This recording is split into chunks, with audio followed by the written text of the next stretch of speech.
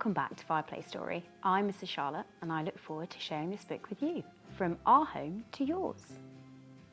Can you notice any lovely red objects behind me?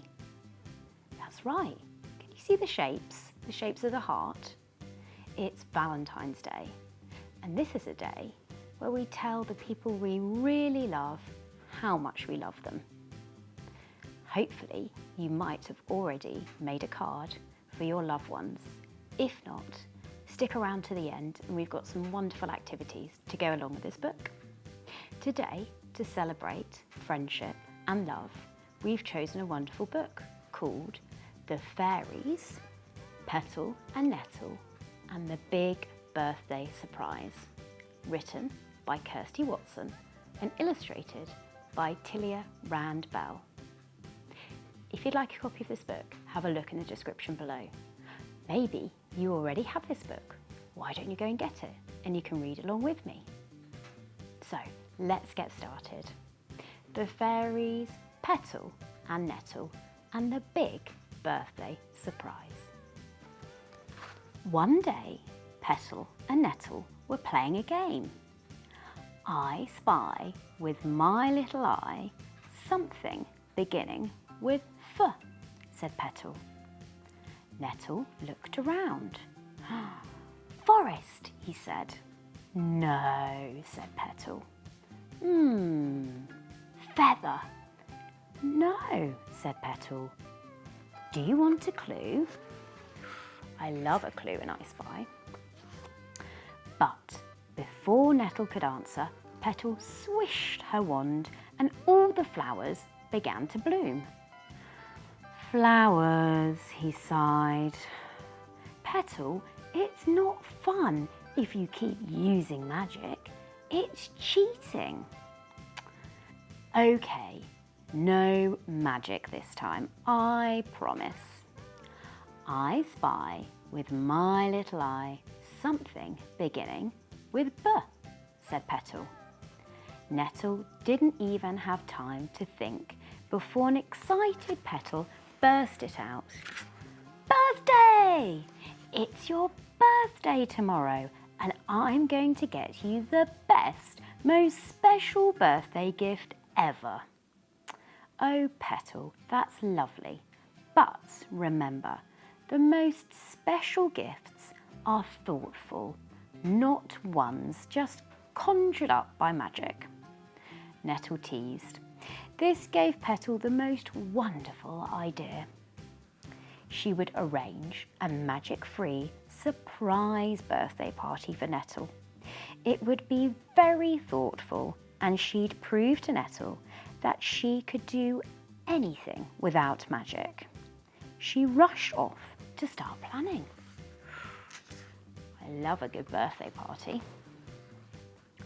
Firstly, she needed some party decorations, but she didn't know anything about making decorations by hand.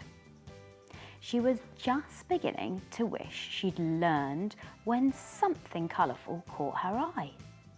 Ooh, look at that lovely colourful garland by that beautiful pink house. Flowers, she cried, spotting a beautiful garland. Nettle loved flowers. It was utterly perfect, so she took it. Oh dear. I don't think she should have taken it, should she? Now I need a birthday cake. But what do I know about baking? She fretted just as a wonderful aroma wafted unexpectedly under her nose. She followed the delicious scent to the most scrumptious looking cake she'd ever seen.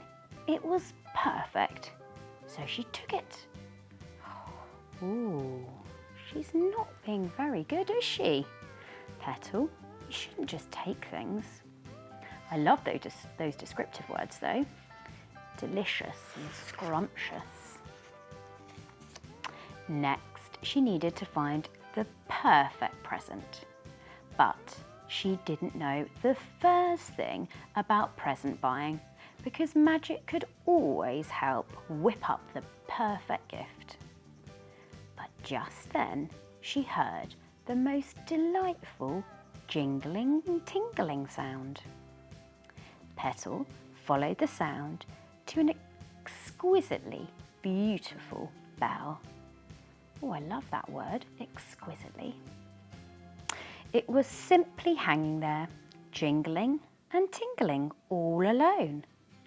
It would make the perfect gift, so she took it without another thought. She's taking things again, isn't she?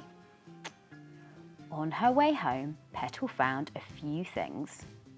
Some snacks and drinks, fluffy cushions for the guests to sit on, balloons, and a music player. Perfect. Now I have almost everything I need, and I did it all by myself, Petal said proudly. All that's left is to invite our friends. Off she went to deliver the invitations by hand.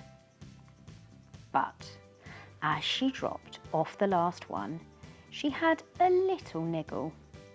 Have I forgotten something? She wondered. But if she had, she couldn't think what it could possibly be. So she put the worry out of her mind. Was she forgotten to invite, I wonder? The next day, as Petal was busy preparing for the party, there was a sudden knock at the door. Rat-a-tat-tat. Oh no, they're early, she muttered, opening the door to some very unhappy friends. Whatever is the matter? Petal asked. The fairies explained that a sneaky thief had taken their special birthday gifts for Nettle. That's terrible. Who would do such a thing? Petal asked. I wonder who did that. Can you guess? I think it was you, said one fairy, pointing at the bell garland. Cake, snacks, drinks, fluffy cushions, balloons, and the music player. Me? But I just found these things. I didn't think they belonged to anyone.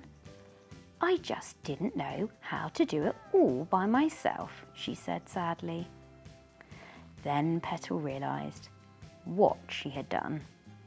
She'd taken these things when they actually belonged to others. She hadn't even asked, and that was very wrong. It's very wrong, isn't it? We shouldn't just take things. And even if they're laying down, you should always ask who they are before taking them. Oh, I am very sorry, she said sadly. Thank you for apologising, said one friend.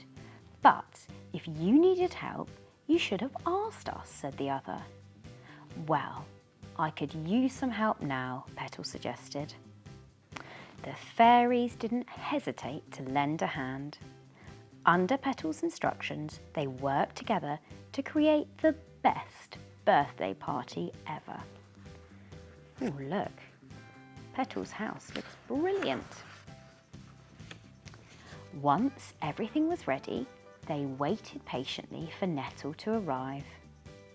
They waited and waited. Then Petal suddenly realised what she'd forgotten. Oh no, Nettle! I forgot to invite Nettle. She forgot to invite the birthday boy.